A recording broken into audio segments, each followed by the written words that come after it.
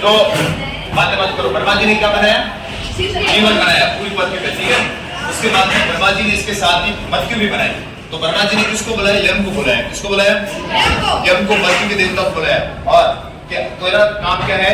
एक data book रखनी है, उस किताब के अंदर ये लिखना है कि किसका दिन टूटा होती है उठा लेना है, ठीक है। तो यम ने कहा मैं ऐसा नहीं कर सकता हूँ। क्यों? इसलिए क्योंकि तुमने जो जीवन बनाया है ना, उसके अंदर एक व्यक्ति ऐसा नहीं जो मरना चाहता है कोई ऐसा नहीं, सारे क्या रहना चाहते हैं? जिंदा। तो मैं किसको उठाऊंगा?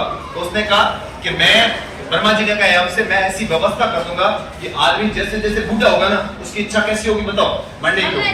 तेरे को सिर्फ रिकॉर्ड रखना है कि कोई आदमी इस दिन पैदा हुआ है और इस दिन मरेगा। जिस दिन मरता है उसी टाइम तेरे को क्या करना? उसको उठा लेना है। नहीं उठाया तो दुनिया का बैलेंस क्या हो जाएगा? बिगड़ जाएगा, समय बिगड़ जाएगा। तो उसने कहा ठीक है। अब वो आ गया कहां पर? अपने लोक पे। और वो जो कोई मरता था उसको उठा लेता था। ऐसा एक पृथ्वी पर क्या रहते थे? एक संत और एक उसकी पत्नी रहते थे। उनके कोई बच्चा नहीं था। तो उन्होंने भगवान महादेव शिव जी की क्या की बताओ? पूजा की। और शिव जी से आशीर्वाद मांगना शुरू किया। ओम नमः शिवाय, ओम नमः शिवाय ऐसे करता रहा, ठीक है। शिव जी प्रकट हुए, क्या चाहिए? पुत्र। तो उसने कहा मुझे क्या चाहिए? पुत्र चाहिए। तो शिव जी ने कहा तेरे सामने दो ऑप्शन है। कितने ऑप्शन है? दो। एक ऐसा पुत्र होगा जो लंबा जिएगा, उसका जीवन क्या होगा? लंबा। लेकिन वो गुणी नहीं होगा, बुरा व्यक्ति होगा, पाप फैलाएगा। दूसरा एक ऐसा व्यक्ति होगा, ऐसा बच्चा पैदा होगा जो सिर्फ 16 साल जिएगा। कितने साल? 16 साल। लेकिन वो गुणी व्यक्ति होगा, दुनिया में उसका नाम होगा। बोल तेरे को कौन सा बच्चा चाहिए? तो साधु ने सोच के देखा, बताओ क्या होगा आपके हिसाब से? 16 साल वाला बच्चा चाहिए। वो बच्चा पैदा हुआ और उसके बाद में उसका नाम रखा मार्कंडेय। क्या नाम रखा? मार्कंडेय। वो शिव जी के आशीर्वाद से पैदा हुआ था। इसका बहुत ही एक्सीलेंट बच्चा था, मतलब इंटेलिजेंट बच्चा था और वो ज्ञान प्राप्त करता था। फिर वो अपने गुरु के पास गया। किसके पास गया? और जब वो गुरु के पास शिक्षा प्राप्त कर रहा था तो वो जब ध्यान में बैठा और भगवान शिव का क्या करने लगा? ध्यान। तो आसपास एक अजीब तरह की गूंज आई। तब उसके गुरु ने कहा कि तुझे कुछ भी ज्ञान लेने की जरूरत नहीं, तू ऑलरेडी ज्ञानी है और अपने घर चला जा। तब तक वो 15 साल का हो चुका था, पूरी शिक्षा हो चुकी थी। अब एक दिन जब वो घर पे था, कौन सा साल चल रहा है? 15, यानी मृत्यु से कितने साल बाकी है? 1 साल बाकी है। तब उसने देखा कि उसकी मां रो रही है चुपके चुपके। क्यों? क्योंकि उसके माता और पिता को पता था कि मार्कंडेय की मृत्यु किस दिन हो जाएगी? जिस दिन वो कितने साल का हो जाएगा? 16 साल का पूरा हो जाएगा, उस दिन मृत्यु हो जाएगी। इस कारण उसकी मां रो रही है। उसने कारण पूछा कि मां क्यों रो रही है? तो उसके माता पिता दोनों बैठ के उसको पूरी कहानी सुना दी कि जिस दिन तू पैदा हुआ था महादेव जी के आशीर्वाद से, और महादेव जी ने कहा था कितने साल जिएगा? 16 साल। और 16 साल बाद तेरी क्या हो जाएगी? मृत्यु हो जाएगी। तब मार्कंडेय ने कहा कि पिताजी मुझे ये बताओ, इसका इलाज क्या है? इलाज मतलब मैं ऐसा क्या करूं जिससे मैं किस पे विजय पास करूं मृत्यु पे? तो उसने कहा कि इसका एक मंत्र है जिसका नाम है महामृत्युंजय मंत्र। क्या नाम है? तो उसको कहा क्या है मुझे बताओ। उन्होंने कहा ओम त्र्यंबकम यजामहि सुगंधिं पुष्टिवर्धनम उर्वारुकमिव वंदनात् मृत्योर्मोक्षीमामृतात्। सुना ना? तो ये देखा ना? नहीं सुनो। तो ऐसा मंत्र है। उसने वो जंगल में चला गया, ठीक है। और जंगल में जाके बार बार इसको क्या करने शुरू किया? मंत्र को रिपीट करना शुरू किया। अब यम भगवान ने क्या किया? अपना बुक निकाला, किताब निकाला, नाम देखा मार्कंडेय और देखा एक दिन बाकी है, 24 घंटे। कितने? क्यों? क्योंकि 24 घंटे बाद इसको क्या करना है?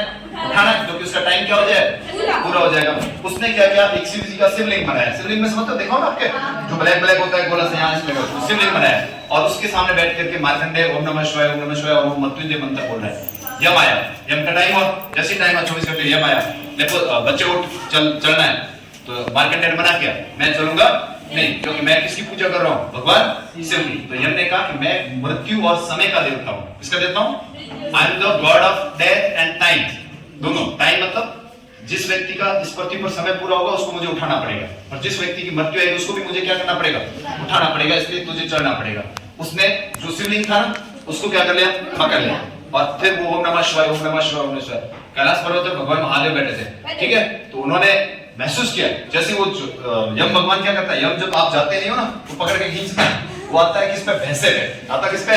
भैंसे पे। ऐसी गदा लेके आएगा फिर खींच रहा है। जैसे उसने मार्कंडेय को खींचना शुरू किया तो शिवलिंग हिला। शिवलिंग हिला तो शिव हिले। कहां पे बैठे? कैलाश पर्वत पे बैठे। तो शिव ने सोचा कि मेरे को भाई हिलाने वाला कौन आ गया? शिव आए, वहीं पे प्रकट हुए और किसको लात मारी? यम को। और फिर बोला ये बच्चा जो है ना, इसने मेरे मन से मेरी क्या की है बताओ? पूजा की। इसका आज से ये डेथ और टाइम से क्या होगा? जब इसने किसको पकड़ा था? शिवलिंग को पकड़ा था, तब इसको कोई मौत का डर नहीं था। उस वक्त समय रुक गया था। उस वक्त समय रुक गया था। और जब समय रुक जाता है तब मृत्यु भी क्या हो जाती है? रुक जाती है। इस कारण ये व्यक्ति, ये लड़का क्या होता है?